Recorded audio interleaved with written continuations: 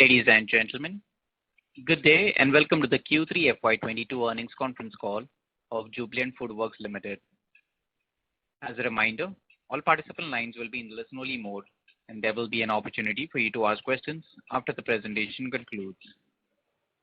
Should you need assistance during the conference call, please signal an operator by pressing star then 0 on your touchtone phone. Please note that this conference is being recorded. I now hand the conference over to Mr. Deepak Jajodia. Thank you, and over to you, Mr. Deepak. Welcome to Jubilant Foodworks Q3FY22 earnings call for investor and analyst. We are joined today by senior members of the management team, including our chairman, Mr. Shyam S. Bhartia, our co-chairman, Mr. Hari S. Bhartia, our CEO, Mr. Pratik Pota, our CFO, Mr. Ashish Goenka, and our group CFO, Mr. Arvind Chokhani. We will commence with key thoughts from Mr. Hari Bhartia. Mr. Pratik Pota will follow him with his perspective on JFL's progress on the quarter ended 31st December 2021. After the opening remarks from the management, the forum will be open for the question and answers. A cautionary note, some of the statements made on today's call could be forward-looking in nature, and the actual result could vary from the statements. A detailed statement in this regard is available in Jubilant Foodworks Q3FY22 results release and earnings presentation, both of which are available on the company's website under the Investor Relations section. I would now like to invite Mr. Hari S. Bhartia to share his views with you. Thank you, and over to you, sir. Thank you. Good evening, everyone, and welcome to our earnings call. During Q3 FY22, the on-ground COVID situation improved considerably compared to the previous period, even though restrictions remained on dine-in, which was capped at 50% capacity. The annual celebratory season in the last fortnight of December was also impacted due to the COVID-led curbs in select markets. In spite of these restrictions, we delivered a strong system and like-for-like growth in this quarter. The dining segment showed good signs of recovery and contributed to the year-on-year growth. Delivery and takeaway channels also registered a healthy growth in comparison to the pre-pandemic levels of Q3 FY20. As you would be aware, we continue to witness inflation across categories, with input costs increasing sequentially as well as on a year-on-year basis. Nevertheless, we delivered strong profitability with an increase in EBITDA margins both sequentially and versus last year. This was driven by productivity and taking some pricing action in December. It is important to note that even after price increase, Domino's remains the most affordable pizza by far and continues to deliver unmatched value for money to its customers. We opened a record 75 new Domino's restaurants in Q3 in India. We also recently inaugurated the 1500th Domino's store in India, an important landmark in our exciting journey in India. The company will continue to deliver on targets around new store openings and new town penetrations. We have developed the necessary business development competencies backed by data-driven approach around site selection and have the wherewithal to drive rapid on-ground execution. During the quarter, we concluded the acquisition of 35% stake in Thrive, the direct ordering platform. We will continue to make such strategic investments in relevant and early-stage startups, which in turn will help us acquire strong digital and other capabilities essential for driving growth and further our transformation into a food tech play. Turning to our international business, in Sri Lanka, the company delivered its highest ever system sale in a quarter. Bangladesh too experienced a healthy growth. The company concluded the reverse book building process and increased its shareholding to 40.29% in DP Eurasia. Popeyes got off to an extremely promising start in Bangalore last month. we were encouraged to see strong and enthusiastic response from consumers despite the prevailing restrictions at that point. Our early experience has reinforced our conviction that Popeyes will be a strong, long-term growth driver for JFL, and we look forward to building a large and a profitable network of Popeyes. Before I conclude, as you are aware, the board also decided to split the shares 1:5. I hope this will give larger participation from all stakeholders, especially the retail ones. Going forward, we will continue to focus on delivering our long-term priorities and will strive to achieve the goal of building a multi-brand and a multinational food business powered by technology and digital assets. With this thought, I invite our CEO Pratik Pota to share his perspective and insights. Thank you, Mr. Bhartiya, and good evening, everyone. Thank you for joining the call today. We reported a very strong quarter today with double-digit revenue and EBITDA growth, record profits, and a strong underlying operating performance. Revenue from operations was at rupees 11,935 million, up 12.9% versus the previous year. Like-for-like growth, which is the same store growth of non-split stores, was at 7.5%. This is a much more relevant comparator for a company as we continue to execute successfully on our fortressing strategy in existing cities and improving continually on our customer experience. Notably, the ratio of split stores to the overall new stores opened in the last 7 quarters is as high as 46%.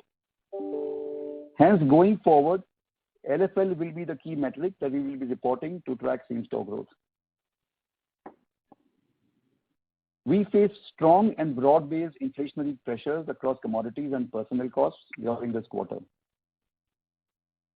Despite this, we did well to drive efficiencies and deliver strong EBITDA margins. EBITDA stood at rupees 3,174 million, up 13.9% versus Q3FY21, and EBITDA margin was at 26.6%, higher by 24 basis points versus the previous year, and up 60 basis points versus the previous quarter. Profit after tax was at rupees 1,373 million, higher by 9.8%, with a PAT margin of 11.5%. We further accelerated the pace of new store openings. In the first 2 quarters together, as you're aware, we had opened 75 Domino's stores. In the third quarter, we etched a new benchmark by opening 75 stores within the quarter itself. This is the highest number of restaurants ever opened in a quarter by any Domino's franchisee in any market across the world. We also spread our footprint wider by entering 17 new towns in this period. Spread across 322 cities, our Domino's store network stands at 1495 stores at the end of the quarter. Rather, it stood at 1495 stores. As you're aware, more recently we reached a magical milestone of 1500 stores and are absolutely confident of continuing our relentless network growth in the periods ahead. Our fortressing strategy is also allowing us to shrink delivery areas and reduce drive times. As a result, a significant proportion of our delivery orders now get delivered in under 20 minutes, thus leading to a vastly improved customer experience. This has directly translated into a significant increase in our customer satisfaction or NPS numbers. Our NPS is now by far the best in class in the QSR category. Domino's app installs during the quarter were at a record 8.2 million. Our own app sales continued to grow faster than the aggregators, and a dominant share of our revenues continues to come from our own assets. On our emerging brand portfolio, we opened 2 new stores, one each for Dunkin' and Hong's Kitchen. Our total store count for Dunkin' is 29, and for Hong's Kitchen it stands at 14. Notably, Hong's Kitchen has become one of the largest Chinese QSR chains in the Delhi NCR region. In Sri Lanka, the company delivered a standout performance and registered its highest ever system sales in a quarter with a year-on-year growth of 95.9%. Bangladesh system sales grew also healthily at 39.5%. The company launched one new outlet each in Sri Lanka and Bangladesh, and the Domino's store count is 32 and 8 in Sri Lanka and Bangladesh respectively. In January, our first ever Popeyes restaurant, the flagship restaurant in Koramangala, Bangalore, got a strong start. Popeyes marks our entry in the fast-growing and large chicken category. Our early experience has strengthened the confidence that consumers in India will love the strong Cajun flavor that has made Popeyes an iconic brand in the US and across the world. I'm pleased to share with you that the entire India menu for Popeyes has no MSG and the chicken is antibiotics free. Popeyes has built its own in-house delivery fleet with 100% of use of e-bikes, enabling a zero-emission delivery experience.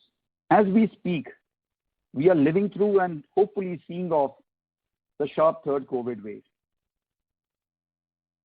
Our well-proven playbook, developed over the last 2 years, ensured that we focus on employee and customer safety, even as we continue to operate our business, serve our customers, and even grow our network.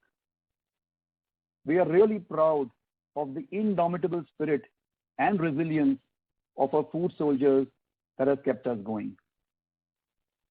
On that positive note, I would like to call upon the moderator to initiate the Q&A session. Thank you. Thank you very much. We will now begin the question and answer session. Anyone who wishes to ask a question may press star and 1 on their touchtone telephone. If you wish to remove yourself from the question queue, you may press star and 2. Participants are requested to use handsets while asking a question. Ladies and gentlemen, we will wait for a moment while the question queue assembles. The first question is from the line of Abneesh Roy from Edelweiss. Please go ahead. Yeah, thanks. My first question is on the store addition in Hongs and Ekdum. So it's at a 4-quarter low with just one store addition. While I see Domino's quarterly addition at a all-time high and breaking many records. So why this discrepancy? Why this different nature of trend is there? This is a new business. Domino's is a very mature business. So why not accelerate in Hongs and Ekdum also? No, thank you, Abneesh. Thank you for the question. I think your observation is spot on in terms of the pace of store opening. I think on Hong's Kitchen, let me share with you an update. I think we've made good progress in Hong's on multiple fronts. Our quality of food, our menu overall has been accepted really well. Our pricing is seen to offer very strong value for money. Our in-store operations have been streamlined. There is much greater consistency. We also are now moving and working closely with a central manufacturing kitchen and using a lot of our stocks coming from there and products coming from there to ease operational complexity in the stores. In Hongs, we feel that we are in a good place, and you will see us expand our network much more so in the coming periods. I think on Ekdum, given the fact that we launched it, well after Hongs, there is a lot of work going on in refining the overall Ekdum model, and you will see Ekdum scale up, albeit with a phase lag after Hong's Kitchen. One follow-up on Hongs. You mentioned in opening remarks that this is the largest USR chain in Chinese in NCR. What metric are you seeing here? Is it number of stores or is it any other metric in terms of revenue or any other you can share? Abneesh, given the fact that credible and reliable estimates on revenue or other financial measures are hard to come by, my remark was limited to the number of stores and the size of the network.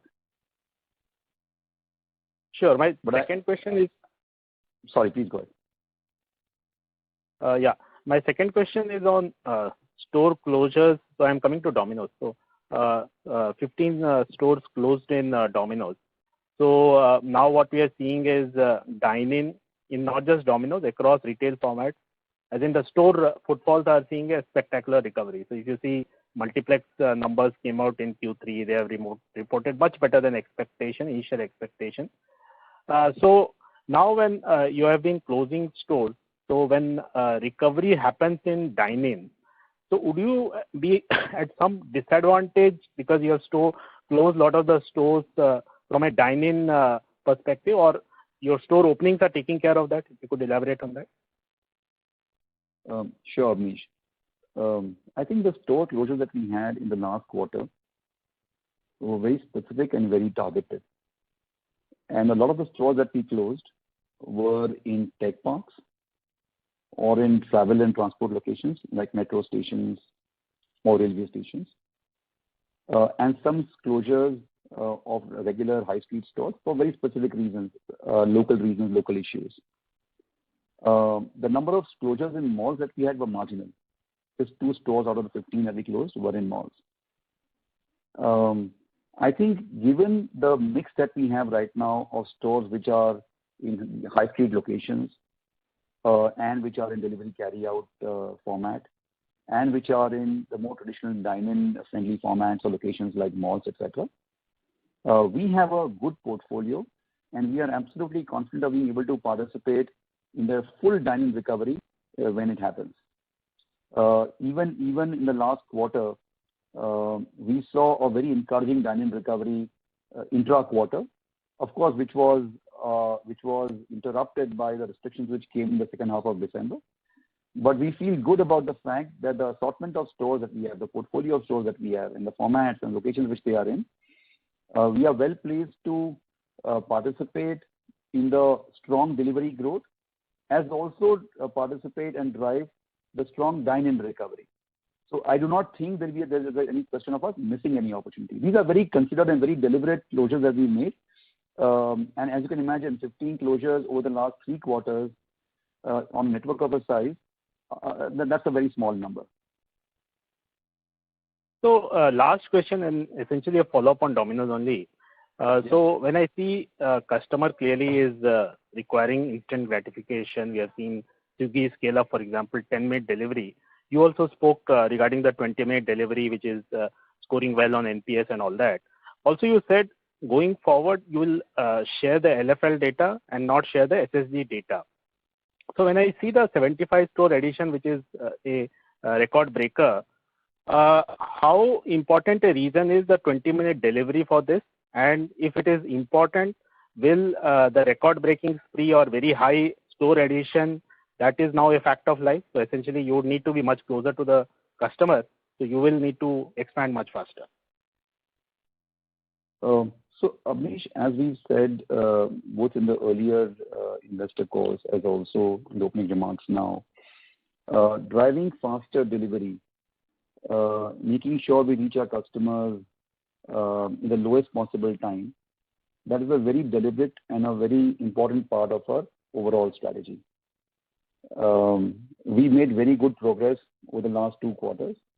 And as I mentioned earlier, more than 60% of our orders now, a majority of our orders in delivery now get delivered in under 20 minutes.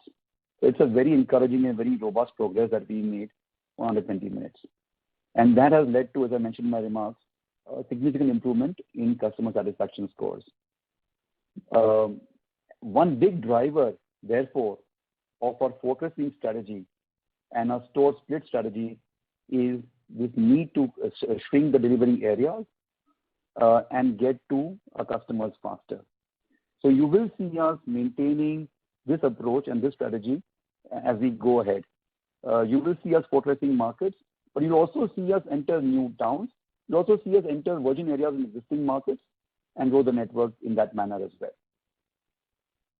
Sure, that's all from my side. Thanks a lot. Thank you. Thank you. The next question is from the line of Vivek Maheshwari from Jefferies. Please go ahead. Hi, good evening, everyone. My first question again is on SSG. Could you just, so while you mentioned, but after reporting SSG number for so long, what drove this change? Why did you think about moving from SSS to LFL if you can clarify that position. No, sure, Vivek. I think that's a fair question, and let me attempt to answer it. And of course, happy to take any follow-up questions if you have any.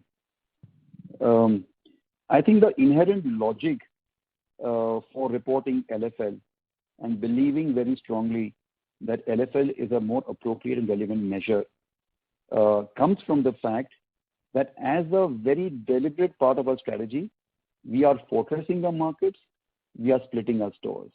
In other words, we are looking to carve out areas of existing mother stores and open up new stores to allow us to serve our customers faster. So there will obviously be a pressure on mother store revenues and mother store growth in the short term as these new stores play out.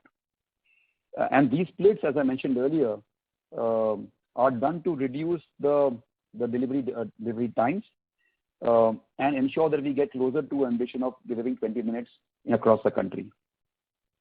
LFL, therefore, is a much more appropriate and accurate measure of the real underlying growth in the business because it takes out the impact of the store split. That's number one. Number two, I think just to reassure everyone, the base of stores on which we report LFL, like for like, versus same store growth, the base is not very different.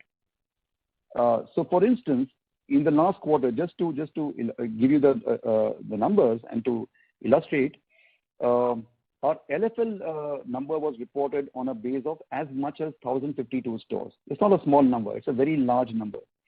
And had we reported SSG, it would have been reported on a base which was only about 100 stores higher. So it's a very significant base of stores on which we report LFL. That's my second point. And the third point is that the dispersion and the difference between LFL and SSG is not large. It's a small difference. I think the reason, however, why we are reporting LFL and not SSG is a more conceptual reason. Because we believe very strongly that it's important to take out the split store impact, which is a very deliberate strategy that we are embarking on. To take out that impact and to be able to show what the real underlying growth of the business is. And that gets captured best by the metric of like-for-like growth, removing the noise of the split stores. I see. Okay.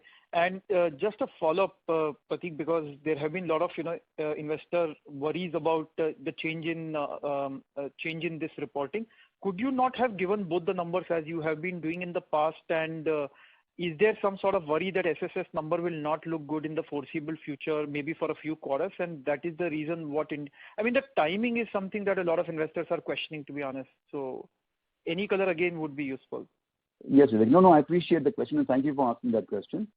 Look, I think, like I said earlier, the reason why we are reporting LFL and we have stopped reporting SSG is a very conceptual reason, that this is a much better indicator of a real underlying revenue growth. Number one. That said, however, Vivek, I want to repeat what I said just a little while ago, which is that the difference between the two numbers is not substantive. It's a small minor difference. So if there's a concern that is being done so that, to not show a SSG number, I think that concern is misplaced. I think our numbers remain strong, our numbers remain robust, but the LFL number is a far better indicator, a far better measure of the real revenue growth and the real underlying growth, which is why we are showcasing this. Got it. And last follow-up on this, and I'll get back in the queue, which is basically, do you also envisage as you are accelerating and, let's say adding more number of stores in the medium term, do you anticipate a cannibalization which is far higher than what it was in the history? So that's again a very good question, Vivek. So let me give you some comfort and some clarity on this. I think the really encouraging part of our fortressing strategy is the fact that our performance of both the mother stores that we split and the new stores that we open in these areas remains very strong and very encouraging. So our new stores that we open, actually both in the split areas in the fortressing markets as also in new markets, virgin markets, our stores pay back in under 3 years. In some cases, in the split store situation, well under 3 years. Number one. Number two, the mother store that we split gets back to its old revenue pre-split again in well under 3 years, in some cases in under 2 years. The mother store and the new store in its area, the split store, together, as you can imagine, have a significantly higher revenue, a significantly higher EBITDA, and significantly improved customer experience, significantly improved delivery times. And to make the whole model virtuous and a win-win-win model, our operating costs go down. Our network effect kicks in. Our delivery cost per delivery goes down. Our logistics cost, supply chain costs go down. So think about the situation where we have a stronger revenue growth, a stronger EBITDA growth, a stronger customer experience, and more efficiencies and lower cost. That's a complete virtuous cycle that kicks in as a result of a fortressing strategy. And that's what we are working on. Got it, Prateek. Thank you. All the very best. Thank you, Vivek. Thank you. The next question is from the line of Percy Panthaki from IIFL. Please go ahead. Hi, team. Good evening. My first question is on the pace of the recovery. So if we see Q2 versus 2 years ago, I think the total sales growth was somewhere in the region of about 11% or so. Q3 versus 2 years ago, it's about 13%.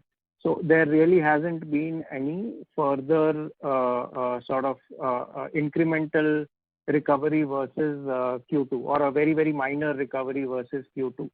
And in the past, we've heard that as dine-in opens up, that will sort of add sales without taking away from delivery. But what we've seen happening in Q2 versus Q3 is that while dine-in has recovered, not fully, but versus what we had seen in Q2, there is a recovery there. But it is not adding to the overall sort of picture, because versus the recovery that we had seen in Q2 in the delivery, that number has come off. So it's become sort of a zero-sum game between these two portions. So some thoughts on this topic, whatever you think. Well, thank you, Percy. Let me first respond to your question about recovery in dine-in and overall recovery. I think the Q3 performance and the recovery needs to be seen in the context of operating constraints on the ground. The operational hours that our stores were allowed to operate for in the third quarter were as much as 5% lower than the previous periods because of various restrictions, and I'll talk about more of that in just a minute. So we had actually lower operating hours on the ground than in the past, number one. Number two, dine-in capacity restriction, dine-in being capped at 50%, continued during the quarter. Number three, in the second half of December, there were far more restrictions that were enforced. Again, to illustrate, there was a dine-in closure and a curfew in Maharashtra from 9 p.m. onwards. There was a dine-in closure and curfew from 10 p.m. onwards in Delhi and Bangalore. And across a large number of markets, there was a night curfew imposed either from 10 p.m. or 11 p.m. Now, when curfew gets imposed at 9 p.m. or 10 p.m., people plan their consumption in a way that allows them to get back home by 10 p.m.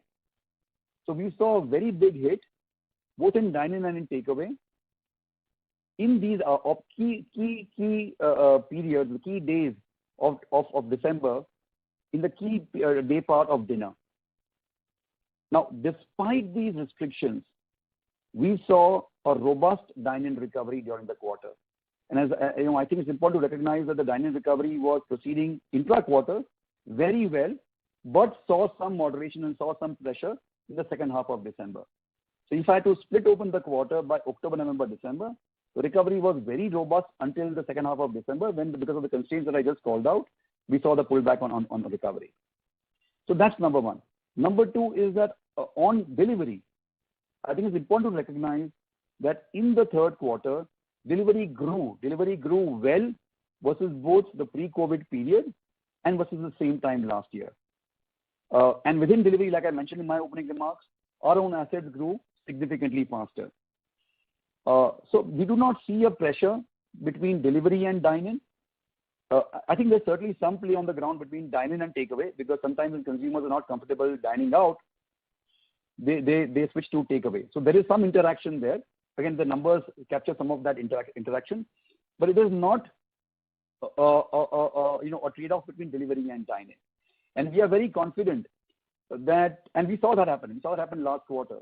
But as restrictions were revoked, or whenever restrictions were not there, we saw a strong resurgence in all channels, especially in dine-in. So what we have seen in quarter 3 and what you are seeing get captured in the numbers is a direct result of operating restrictions and supply restrictions, not a reflection of the demand, either in dine-in or in delivery. Just a follow-up question on this. If I look at the operating hours, there wasn't a reduction, but I think both year on year and within the quarter, sharply towards the last part of the quarter, yes, there was a reduction, most certainly. Okay. So what I'm trying to understand, and I'm sorry for digging deep here. If I don't have enough time, I'll restrict myself to one question only. But what I'm trying to understand is across different consumption segments, Q3 has been a little more robust compared to Q2 on overall sales. We might debate on the sort of mix of the channels, etc. But because of the reopening trade, etc., Q3 has been a little more robust. But what we are seeing for Domino's is that that's not really the case. The 2-year growth for Q2 was 11%. The 2-year growth for Q3 was 13%. So very, very small kind of increase. If I look at even the sort of sales per store on a 2-year basis, I think that the average number of stores added over 2 years is about 11-12%. The sales growth is 13%. So it's only 1 to 2% growth in the sales per store across a 24-month period. So it seems that the recovery which we saw in Q2, and that was a robust recovery, but it has more or less stagnated at that level, and there is not much further recovery going ahead. So what do you think, like going ahead? Of course, Q4 will be impacted by COVID, but assuming that by March end COVID is out of the way, do you think that the sales per store still has some amount of catching up to do, or some amount of leeway to grow versus what we've seen right now? So, Percy, let me answer the question in 2 parts. The first point that I think is important to underline is that for the restaurant industry and the food service industry, December is a huge month, and second half of December is when sales and orders spike. In this largest peak period in the year, we had very strong operating constraints put in. And therefore, the impact of that 10-day, 12-day closure or restriction was disproportionate. It wasn't just linear. It wasn't just the 12% of hours reduced in that time. It was a far greater and a far more disproportionate impact, as you can imagine, given the nature and given the importance of consumption in those days for our category. And had we not had those restrictions, headwinds, you would have seen a performance would have been significantly higher. And we saw the numbers in the month of December clipping very strongly, and we saw the numbers get challenged the moment we had restrictions, the moment there was curfew imposed, the moment movement and mobility on the ground was restricted. We saw that across the country, especially in the peak metros that matter for us the most. So I think it's important for us to recognize and factor in other consumer companies, and I won't speak on behalf of them, but I dare say maybe that relationship is not as as it is for our industry. It's much more linear and much more evenly spread out. But I think our industry gets impacted disproportionately in December, and which is why I think it was a body blow for the entire industry and for us in the last couple of weeks of December. That's your first part, Percy. Second part of the question about sales per store. I'm sure you are factoring in the impact of store splits and a fortressing strategy when you look at sales per store, because we are, as I mentioned earlier, very deliberately embracing a split store. Obviously the store will have a lower revenue, at least for the first couple of years, and before it has a glide path back to recovery. So we are doing that as a part of a deliberate strategy. So I'm sure you're factoring that in when you look at the numbers. But we see growth. We do not see a demand challenge. I think we have struggled with operational challenges on the ground because of restrictions, operating hours constraints, curfew hours, etc., etc. But we do not see a challenge on the demand front. Sure. Does that answer your question? So yeah, thank you. The last point on this is if I were to remove the last 10-15 days of the quarter, say take only the first 75-80 days of the quarter, then on that basis, this 7.5% LFL, how much higher would it have been? Look, Percy, in all fairness, I wouldn't want to speculate a number because that's hypothetical, but I can tell you the number would have been significantly higher. It would not be fair on my part to give a number because that's all hypothetical and subjective, but we saw a significant impact of the restrictions in that last fortnight of December, especially the last 10 days. Okay. Yeah, that's all from me, Prateek. Thanks and all the best. Thank you. Thank you. The next question is from the line of Manoj Menon from ICICI Securities. Please go ahead. Hi team. Just again, two questions only. Just one again on the SSG LFL, Prateek. I'll just tell you, maybe Vivek was, I would say, that question. So just following up on that, so look, Prateek, the problem which I have is, there are definitions which are globally accepted. So that's point number one. Point number two, in retail industry or restaurant industry. The second aspect is, let's say, when I look at an FMCG company, I know that I'm not asking a question saying that, look, what is your penetration-led growth versus, let's say, per capita consumption growth. So when it comes to retail, SSG is obviously an element, which is needed for an absolute evaluation and also for a relative evaluation. The second aspect actually, here is that, as I said, I'm not aware of any global, such template. The most important point, the way I see here is that, look, the smart investor, the way I understand, does not really care whether there is SSG or new store growth. SSG is only a hygiene element to actually evaluate, saying that, look, what is the core growth there. So I would strongly request, you and the board to reconsider this and, give LFL and SG both. Manoj, first of all, thank you so much for your feedback. I'll say a couple of things. And of course, I think your feedback has been, heard, and we certainly huddle together and respond to it. But while we do that, let me just give you a couple of points. Sure. I think LFL, Manoj, is not an outlier metric. It's a metric that's reported by the QSR industry and indeed by the Domino's franchisees across the world. Most franchisees actually report LFL and not SSG, because LFL, like I mentioned earlier, is a far more accurate descriptor of the true underlying growth in the business, after taking away the noise of a store that we have split deliberately and by design. So I would say that if you look at the trend line on LFL, you will get a very good, very accurate, and a very appropriate measure of how the business is trending and performing. That said, we've heard you, Manoj, and thank you for your feedback.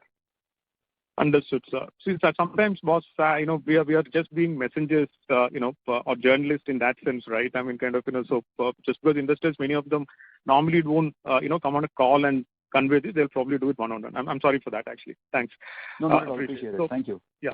So the second part is just wanted to pick your brain on a longer term trend, which maybe thanks to COVID it may have happened actually. At least in some part of e-commerce, etc. I've been hearing this from them saying that, look, now convenience is actually a far important vector for the consumers, and that has fundamentally changed consumer behaviors, etc. The point I'm trying to understand is when you move from 30 minutes to 20-minute delivery, etc. Is this also one of the things which you, first of all, agree that hypothesis, that convenience, and to that extent, you being the pioneer would need to now, create new benchmarks? That's one question here. The second aspect is is it also to do with, let's say, when I look at some of your competing brands, some of these listings, etc. recently, is it also a case of, likely relative competitive intensity increase while respecting the fact that there is a huge opportunity for everybody to grow. But at the same time, there are competing brands which may have reached a certain threshold size which begets scale. Thank you, sir.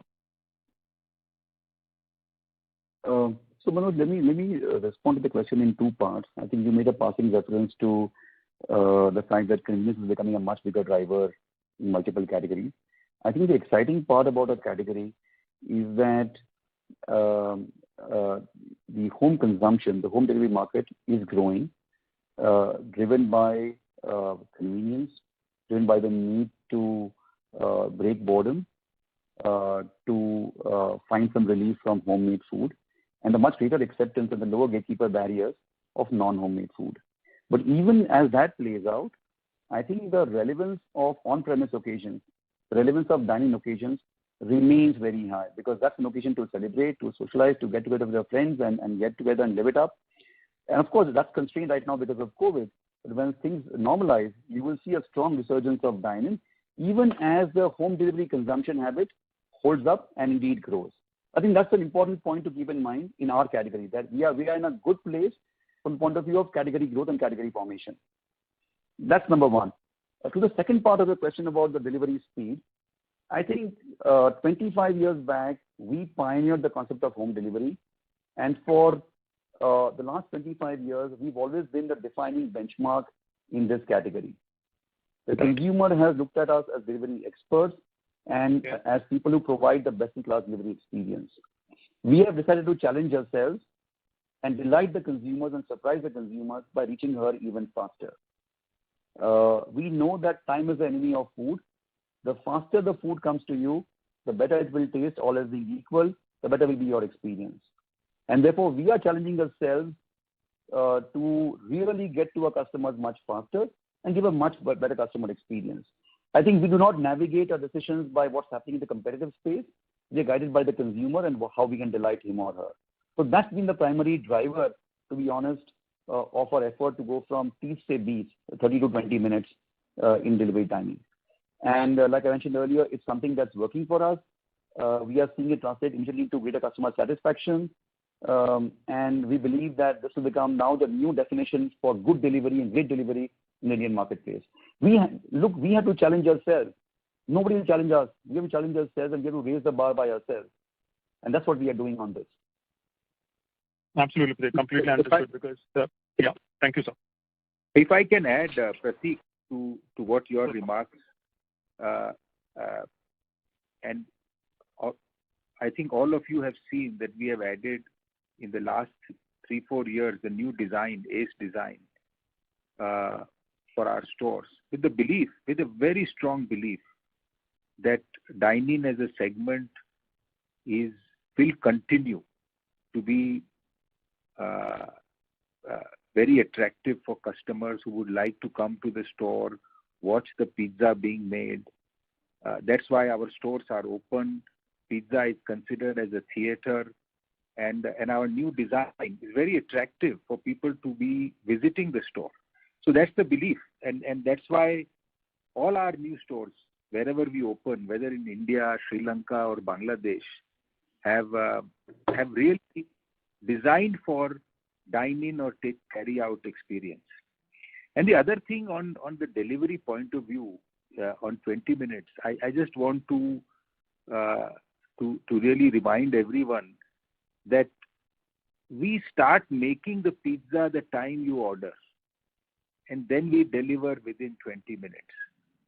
So it's not a packaged or pre-prepared food in any manner that some of the cloud kitchens do deliver. So I just wanted to say that achieving 20 minutes with a freshly made pizza after ordering it requires a lot of effort, and this is what we are pioneering in India. Thank you, sir. I truly appreciate. Actually, in fact, we at ISEC had visited one of those open kitchen stores 2 years back, and written about it as well. So truly exciting times. Thank you. Appreciate. Thank you, Manoj. The next question is from the line of Jaykumar Doshi from Kotak. Please go ahead. Yeah.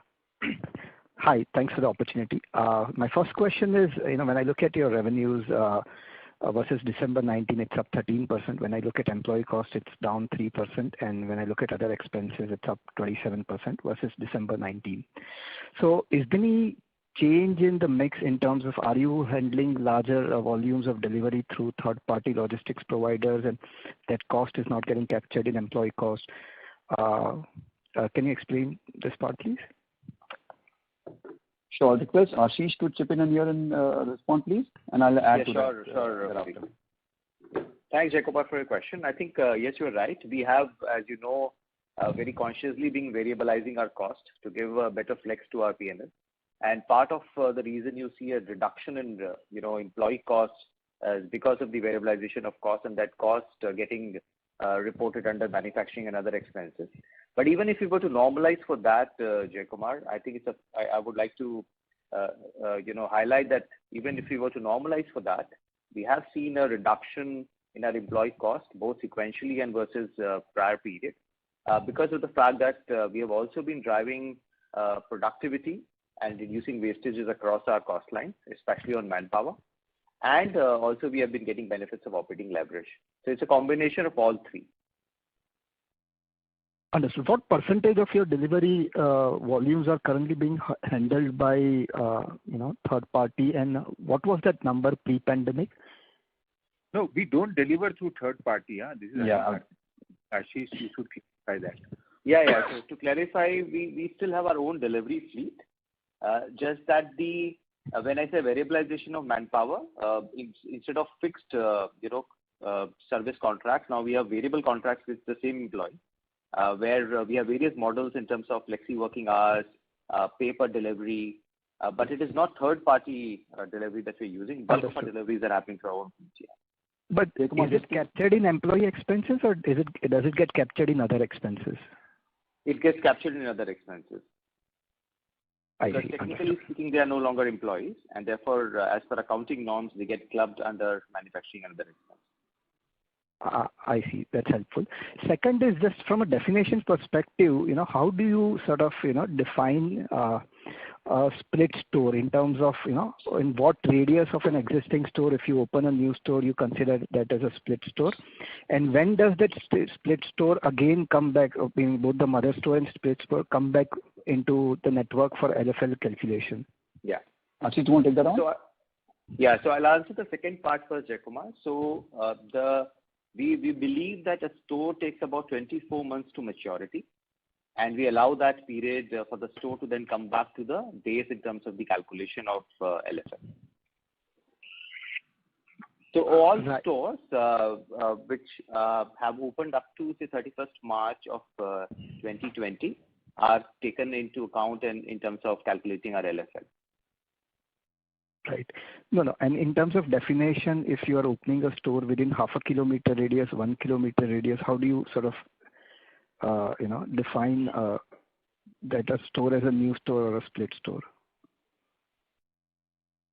Yeah, any store, Jaykumar, that is in the delivery area of the mother store and takes away orders and revenue is defined as a split store.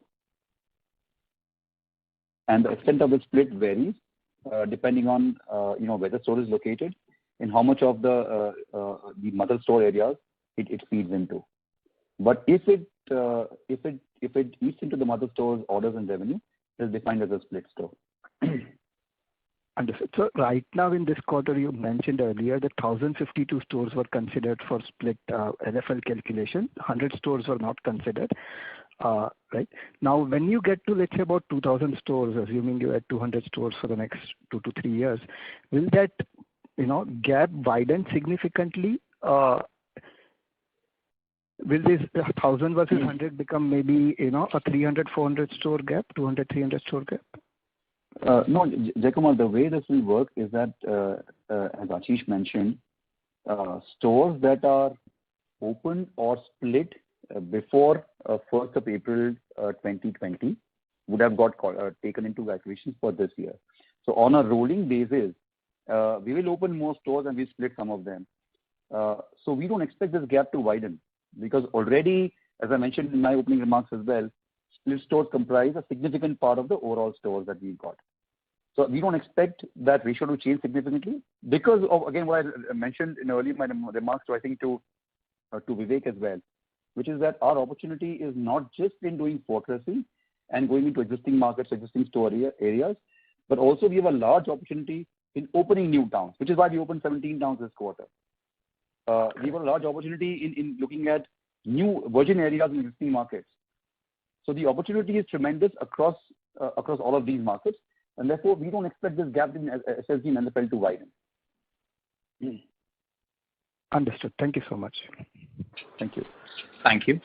The next question is from the line of Arnab Mitra from Credit Suisse. Please go ahead. Yeah, hi team. My first question was on new stores. So, in the past, how we used to think of Domino's growth was there was an SSG number and there would be many new stores and you typically start at a 70-75% in the first year itself. So if let's say you add 15% stores in a year, one would assume it's a 10% addition to the top line. Now, given that there's a lot more of splitting given this 20-minute target that you have, should we therefore build in lower contribution from new stores on the overall growth of the company? Of course, for the longer term, it increases the competitive advantage, but in terms of absolute sales that it generates incrementally for the system, it will be lower than what we have seen in the past. Arnab, I think, let me respond to that by repeating what I said a little while ago, which is that when we look at the performance of our new stores that we are opening, the new store payback is well under 3 years, and if anything, it's improved over the years. The recovery of the mother stores, again, the glide path to recovery has improved, and we are looking at a recovery, again, well under 3 years. So if anything, the equation of same stores versus existing stores, that equation has improved. I think you must also keep in mind, Arnab, that there is also a lot of noise in the numbers on account of restrictions and the COVID-related issue that we spoke about earlier. And it's important to sift that apart while looking at your modeling and your projections. I think from our point of view, it's important for us to underline that our performance of new stores is very encouraging, very robust.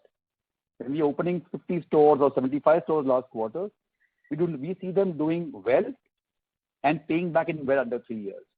We see the mother stores, wherever there's a split, doing well, recovering well under 3 years, much faster than 3 years. So from our point of view, the performance of the new stores is very, very encouraging. Sure. My actually question just to follow up was that, incrementally, let's say this year you've added 175, 180 stores. The percentage of new stores which are essentially cannibalizing some sales from earlier stores, that has increased and will possibly increase given that you have the target of lowering the delivery time. So from that point of view, while I completely take what you're saying in terms of payback period, that all is intact, but the incremental overall sales addition from new stores is at a slightly lower pace for the system average. Would that be like how you would also see it? No, Arnab. I want to repeat again what I said, that when we open new stores, the new store opening logic is not governed only by splitting existing stores or only by doing faster delivery. The logic for opening a new store is driven by 3 or 4 things. New town opening, a new town opportunity. We are present in 322 towns. India has more than 700 towns with more than 1 lakh population. So there is a huge runway for us to enter new markets. Go deeper in existing markets. Towns where we have 1 store, we can open the second one. If we have 2, we can open a third one, and so on and so forth. Number 3, open more stores in areas, in existing towns, even in large markets, where we have a large network, but we see the opportunity as being even more in virgin areas. We are seeing the urban sprawl grow in metro after metro with increasing urbanization. And therefore, there's an opportunity which comes up in these new emerging micro markets. And then, of course, there is room for us to split the store to do faster delivery. So all of these are very important and different reasons for opening a new store. It's not just driven by a split. So which is why we expect this delta between SSG and IIFL that you spoke about earlier not to widen. There may be some noise quarter on quarter depending on the phasing of stores, but it will not be a democratic trend of widening. No, not for sure. Got it. And my second, Sure. Now, if I may just add, Prateek, and to specific to your question, Arnav, let's see the incremental sales or revenue that we see from a split store versus a new store in a new town, and the build-up of revenue is actually not very different. Yeah, so that I think should answer your question. And secondly, the ratio of split to a new that we are seeing in the past couple of quarters is not unlikely to be very different in future as well. Got it. And my last question was on the inflation that you mentioned on food as well as fuel.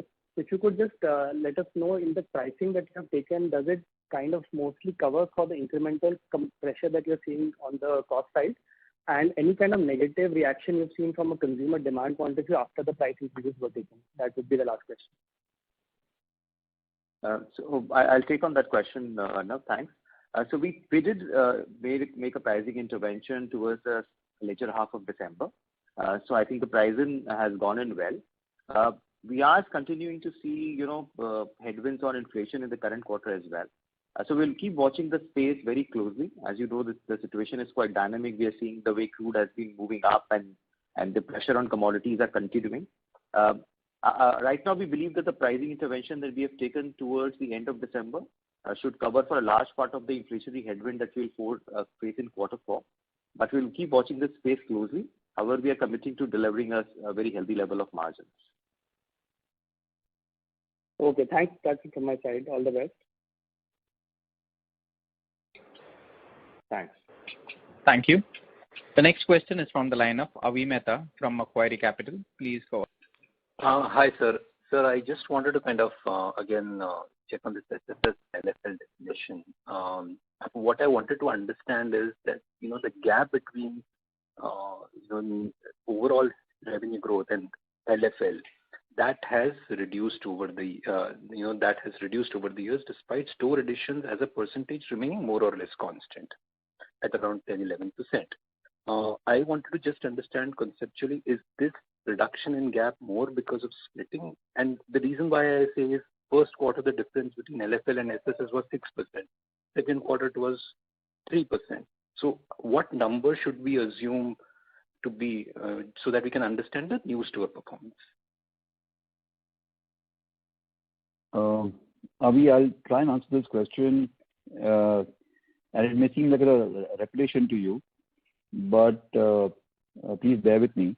I think we are seeing tremendous opportunity in opening new stores. The new stores come with very good paybacks.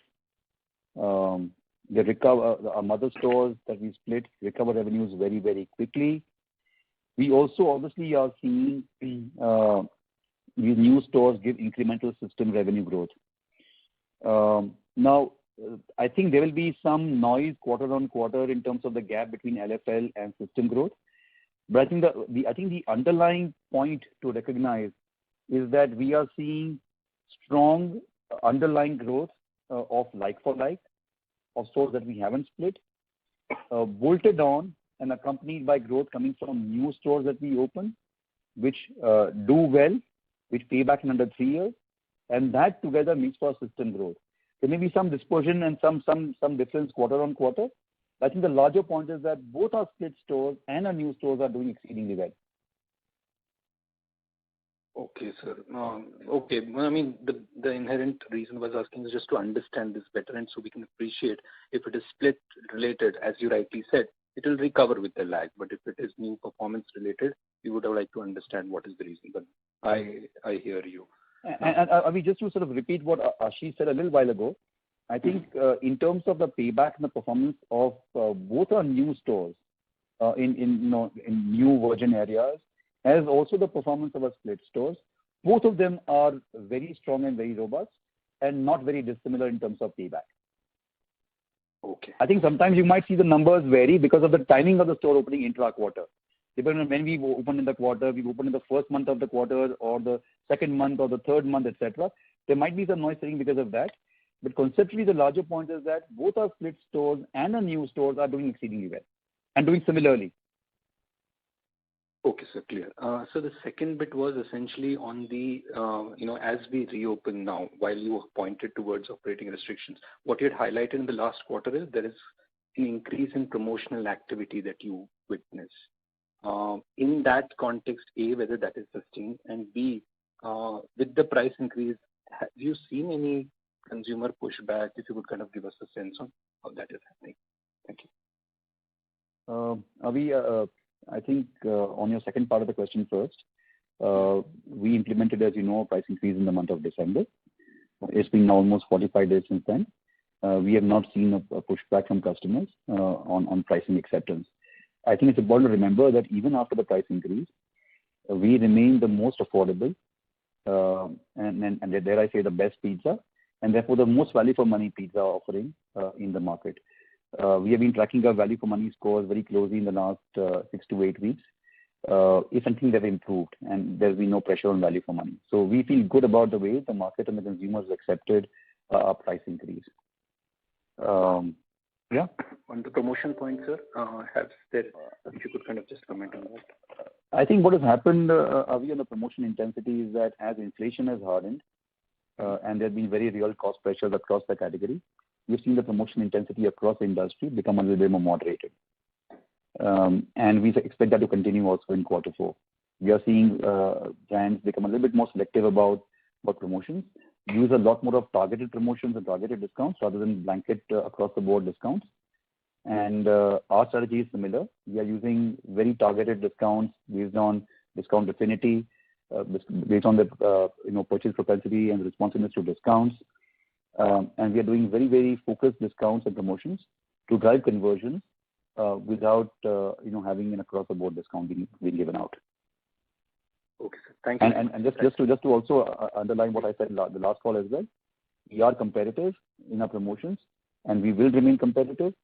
Our promotions are obviously structured in a way that we incentivize customers ordering from our own assets, and therefore the best promotion and the best pricing is always available to customer on our own assets, and we see that translating into a higher growth and higher stickiness for our own assets. So if I hear you correctly, you're saying relative price index, if I were to kind of put that remains more or less similar to second quarter despite the price increase because of the change in promotional intensity. That's a right feedback to take away, right, sir? No, I didn't say that. That was your interpretation. That was my interpretation, but I just wanted to correct. No. So just to clarify, of course, promotions continue, but for the category as a whole, there has been some moderation given the inflationary pressures. But our pricing has been received well and it's gone down smoothly. Okay, sir. Okay. Thank you very much, sir. Thanks a lot. Thank you, Avi. Thank you. The next question is from the line of Gautam Rathi from CWC Advisors. Please go ahead. Yeah, hi, this is Nishit. Thanks for the opportunity and congratulations, Pratik, for opening 75 stores. Great achievement. Very, very happy to see that. Just wanted to understand one point. I know you've already answered this question before, but still, just trying to get a slightly better qualitative view if you could share something more out there. Is the fact that, you came out and said hyper growth is what you are kind of looking to target, right? And, so the question I'm trying to understand is with all the noise that was there in this quarter, with the last 15, 20 days seeing restrictions, with you closing stores and all those things out there, were you seeing hyper growth in the period that things had started to normalize, right? As per your this thing, or was that the big reason? No, thank you for the question, Nishit. I think short of using semantics, I think it's important to recognize that the operational constraints during the quarter materially impacted the performance. And of course, the constraints that were increased during the second half of December aggravated that impact. I think our opening of 75 stores underscores and points to our belief in the hyper-growth potential of this category in the period ahead. The fact that notwithstanding the restrictions, we have, if anything, increased the pace of new store opening. The fact that, as I mentioned earlier, Nishit, our experience with new stores remains very strong. Our split stores experience remains very strong. I think that points to the fundamental momentum in this category. It's hard to see that translate entirely into numbers because of the operating restrictions. but we feel good about the inherent and underlying momentum of this category. So, Pratik, just to follow up on that. I think it's important to recognize, Nishit, that, and we discussed it last time. Sorry if I may just finish. Please. I think it's important to remember that COVID and the pandemic is going to be a structural pivot point for this category. It is leading to, and it will lead to even more, the industry becoming a lot more organized as consumers seek out and prefer the safety of known brands, established brands, whose hygiene standards are, can be taken as read. So we will see the structural change happen, and we are seeing already play out. You see the formation and the growth of big brands within this category. All of these are the tailwinds. I think there are these off and on headwinds that come from COVID and the restrictions that are imposed because of that. So it's hard to pull apart the noise. But the fundamental belief that we had in the category's potential and the growth 2 quarters back, 1 quarter back, remains absolutely unchanged. If anything, we are even bigger believers. So, Pratik, just one, because the only point I'm trying to understand here is you mentioned December is a very important quarter, and if my understanding is right, December 19, the share of dining would have been much higher, right? And so if you see a massive degrowth in that category which has not come up, so all the good work that would have been done and the delivery and takeaway is kind of optically getting washed. Is that, I'm just trying to understand trying to peel the layers of this 12-13% number that is out there, right? Is that fair to kind of, because otherwise this number would have been much better. No, so I think, like I said earlier, I think the impact on the ground that we had in December was material and significant. That happened because of restrictions coming in the most important period, the most important days of the month, the most important days of the year. So the answer is in the affirmative, that yes, had we not had those restrictions, our performance and the numbers would have been significantly higher. Hard to hazard a guess as to what they would have been, and I wouldn't want to go down that path. But yes, we were impacted materially by the restrictions in December. But it's important to remember also that there were restrictions ongoing even before that, especially on dining.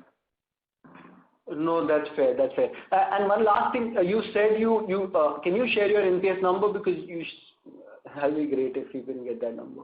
No. I mean, I think it's a fair question to ask. And look, we are maniacally focused on tracking NPS.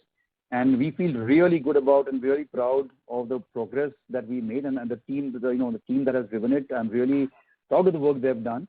We have moved the needle on NPS significantly, and we have moved the needle despite the operating challenges on the ground in terms of COVID, in terms of restrictions and constraints. I think quarter on quarter over the last 2 years, our NPS scores have moved up. They've moved up in dine-in, they've moved up in delivery, they've moved up in takeaway.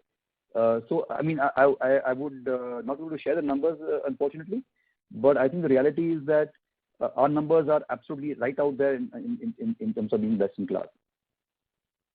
Thanks a lot, Pratik. I'm really excited to be part of the journey. Thank you so much for your questions. Thank you.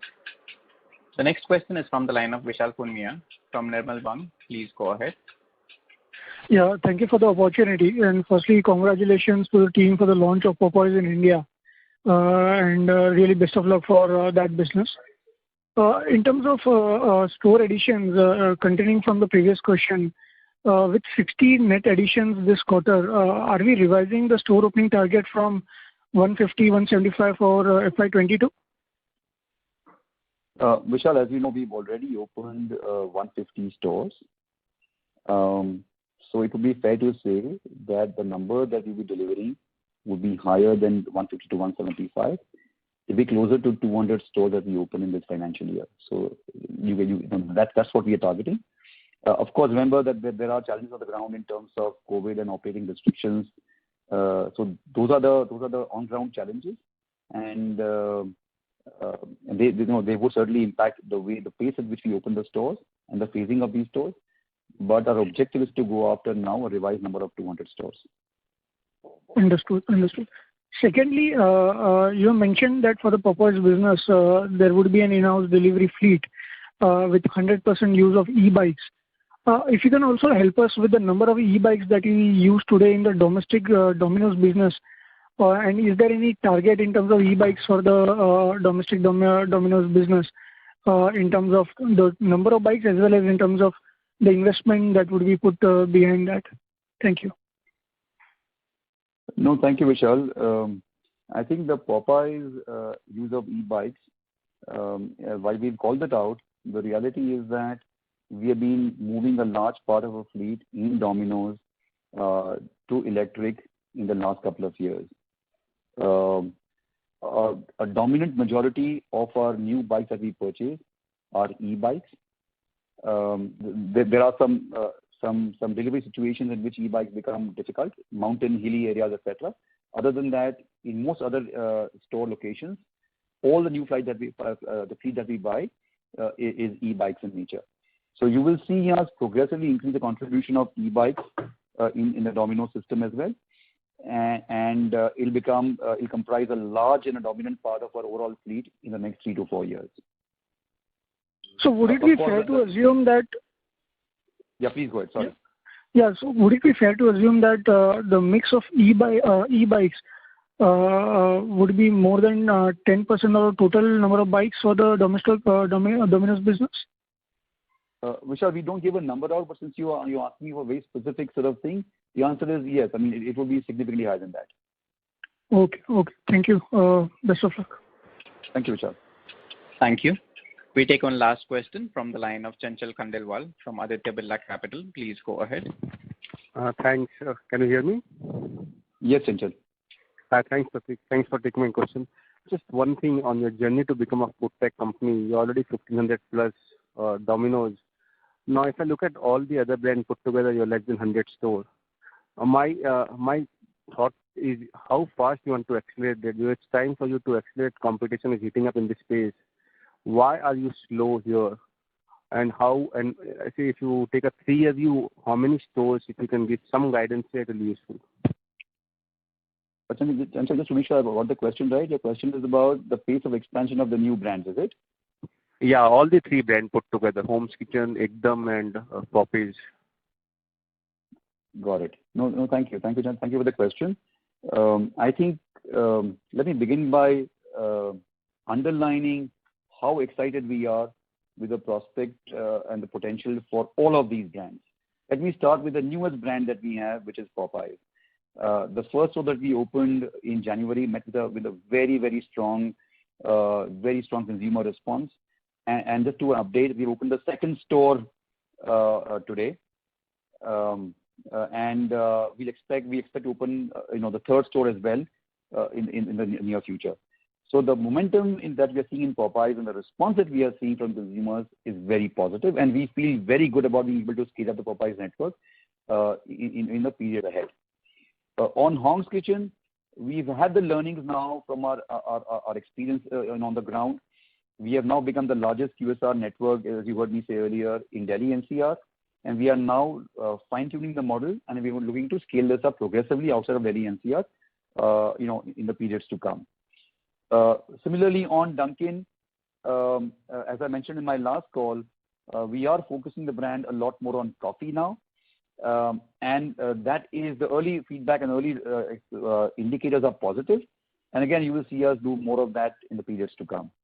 Ekdum, like I said, is still a phase behind Hong's, but again, there's a tremendous potential in the brand that we see. Biryani, of course, is the largest category and the fastest growing category. It is delivery friendly.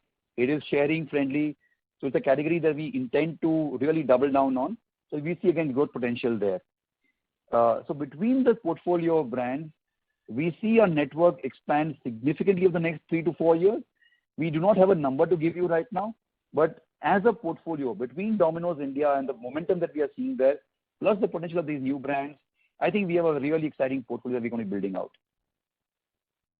Sure, Pratik. Thanks. That was useful. But any Popeyes, when you have signed up, do you have any target in terms of number of stores given your parent? And also, I'm a little disappointed by seeing the Home's Kitchen. Have you got the unit economics right, or you are still working on getting the unit economics before you scale it up? So Chanchal, on Hong's Kitchen first, your question.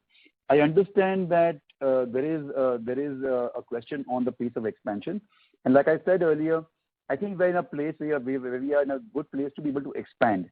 Remember, we wouldn't be expanding even within Delhi NCR if we hadn't got the economics right. So there is a convergence of multiple tailwinds here in Hong. The food is working well. We've got the value for money credentials being underscored. We've got the in-store operations piece refined. Our delivery experience is very for the financials, increasingly have fallen in place. So which is why we feel good about being able to expand next year on Hong. On Popeyes, I want to take you back to our press release that we issued when we signed up with RBI for the master franchise. We had talked about the potential for hundreds of Popeyes stores in the country. And again, whatever we are seeing makes us believe that the potential is if anything, even more. So we are very excited by Popeyes, and you will see us scale the network up progressively in the period ahead. Sure. Thanks, Pratik and team. Wish you all the best. Thank you, Chanchal. Thank you.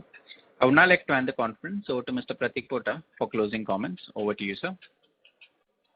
Thank you, everyone, for joining us and for your time on the call today. I hope and trust that we are able to answer your questions. And of course, if you have any follow-up questions, if you believe that you want us to throw more light on something, please feel free to reach out to our investor relations team and to Laksh, and we'll be happy to get back to you and respond to your queries.